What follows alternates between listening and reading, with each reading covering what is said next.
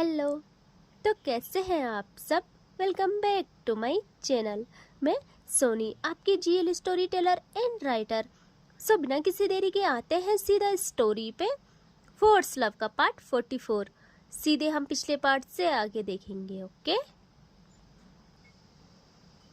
काव्या और रूही की packing complete होती है और अब काव्या सूटकेस लेती है और रूही को कहते कि जान चले अब। रूही कहती है हाँ सब रख लिया है ना, अब याद करो ना कुछ छूटा तो नहीं है। काव्या कहती है जान मेरी कुछ नहीं छूटा है और कुछ रह भी जाएगा तो इतना मत सोचो, सब हो जाएगा। I love you so much. और वो रूही के फोरहेड पे किस करती है और कहती है जान सुनो हम जा रहे हैं, आपको वहाँ कोई भी प्रॉब्लम नहीं होगी, कुछ भी मत सोचना। ओके। और वैसे भी मैं हूँ, आप तक कुछ पहुँचने से पहले मुझ तक बात आनी चाहिए।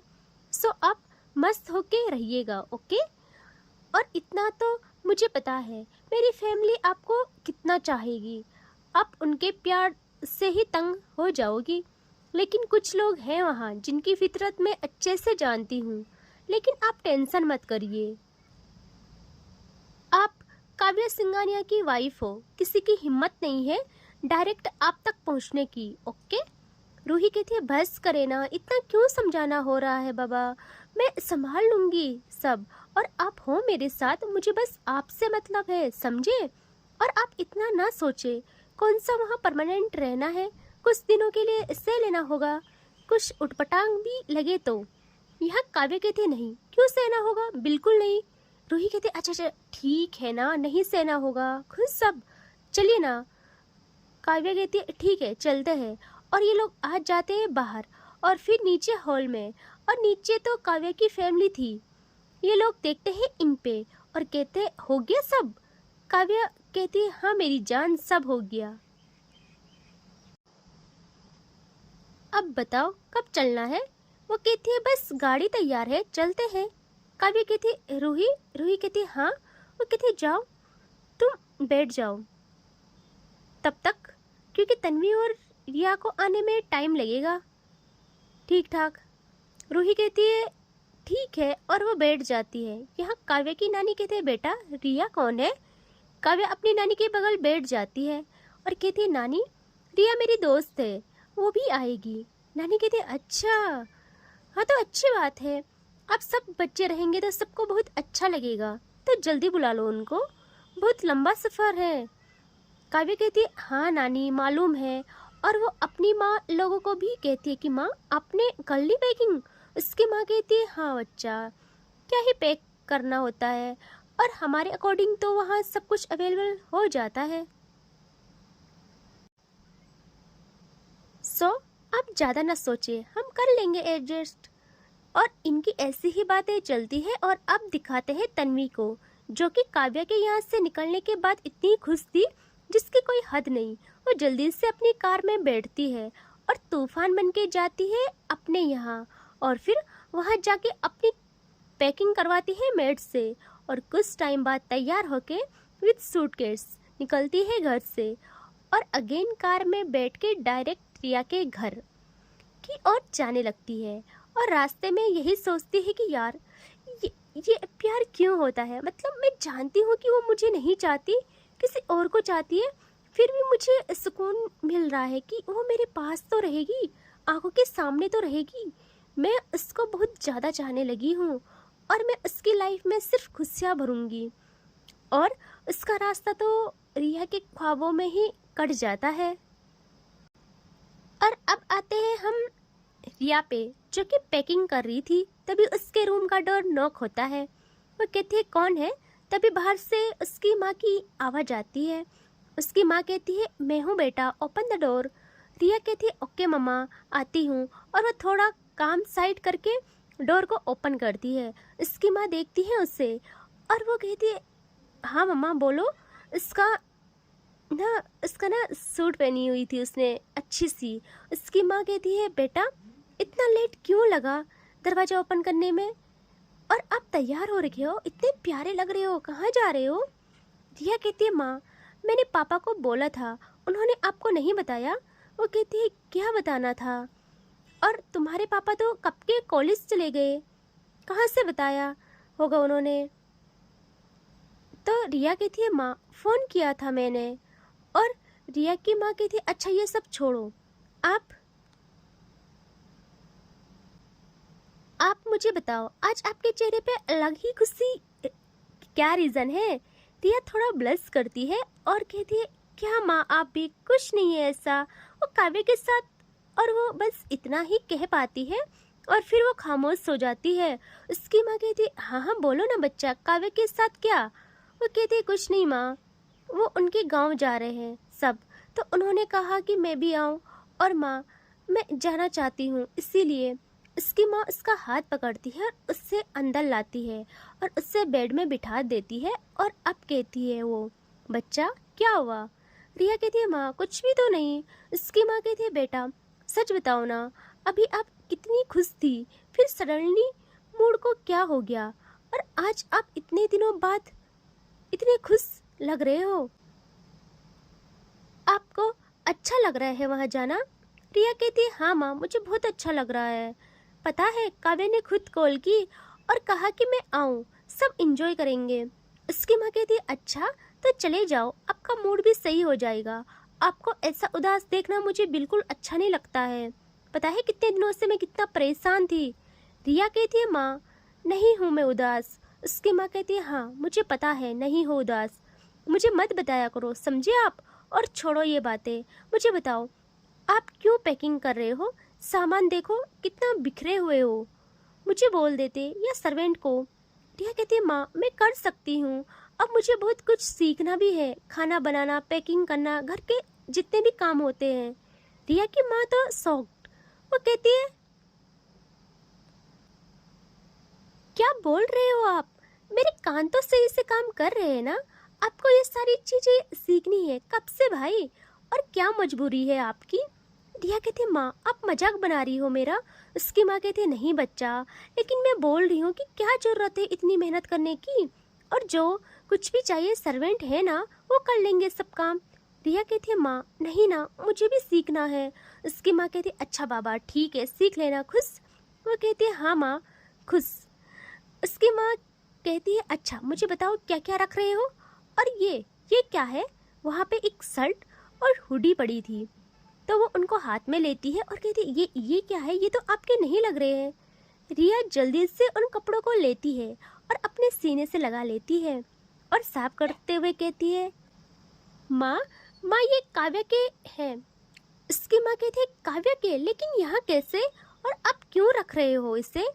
रिया कहती है माँ वहाँ जरूरत पड़ सकती है ना उन्हें, और हाँ ये कपड़े जब वो यहाँ आते थे तब के हैं, और हाँ ये देखो वो सामान दिखाने लगती है अपनी माँ को कि माँ ये देखो ये उन्होंने मुझे दिया था, तो मैं इसे ही यूज़ करूँगी वहाँ। बस पैकिंग करते टाइम ना काव्य के बारे में ही बात कर रही थी वो, और उसके चेहरे से स्माइल एक पल के लिए भी गायब नहीं हो रही थी, एक पल के लिए भी नहीं जा रही थी उसके चेहरे से स्माइल। उसकी माँ तो सिर्फ सुनती रहती है कि उनकी बेटी को हुआ क्या है, लेकिन वो ज़्यादा ध्यान नहीं देती है, उन्हें बस रिया की खुशी से मतलब था। और रिया की पैकिंग कंप्लीट होती है तभी उसका फ़ोन रिंग होता है। वो कहती है माँ पक्का काव्या का होगा, वो मेरे वो मैंने कुछ ज़्यादा ही लेट कर लिया ना माँ।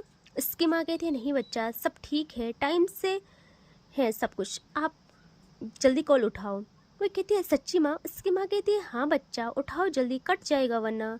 रिया कहती है ओके ओके, और वो जल्दी से फ़ोन लेती है और उसकी नज़र स्क्रीन पे पड़ती है और वो देखती है तन्वी की कॉल थी। रिया एक पल के लिए थम जाती है। उसकी माँ देखती है रिया को और उसके फेस के एक्सप्रेशंस को। वो कहती है बेटा क्या हुआ।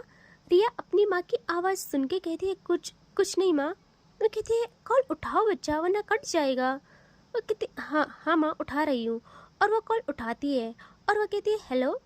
तन्वी के कानों में जैसे ही रिया की आवाज़ पड़ती है उसकी सांसें ऊपर नीचे होने लगती है। वो वो कहते हाँ हाँ हेलो रिया। रिया कहती हाँ बोलो। वो कहती रिया तैयार हो, मैं घर के नीचे आ गई हूँ, जल्दी करो। रिया कहती हाँ मैं तैयार हूँ आ रही हूँ। वो कहती हाँ मैं वेट कर रही हूँ। रिया कहती ओके, और वो कॉल कट कर देती है और अब वो मुड़ती है पीछे और कहती है माँ टाइम हो गया मुझे जाना होगा। उसकी माँ कहती है ओके बच्चा, रुको मैं सर्वेंट को बुलाती हूँ, सामान गाड़ी में रख लेगा। वो कहती है नहीं माँ, वो तन्वी आई है लेने के लिए, सो गाड़ी की ज़रूरत नहीं है। उसकी माँ कहती है ओके बच्चा, लेकिन सामान तो रख लेंगे ना वो लोग नीचे। वो कहती है ओके माँ।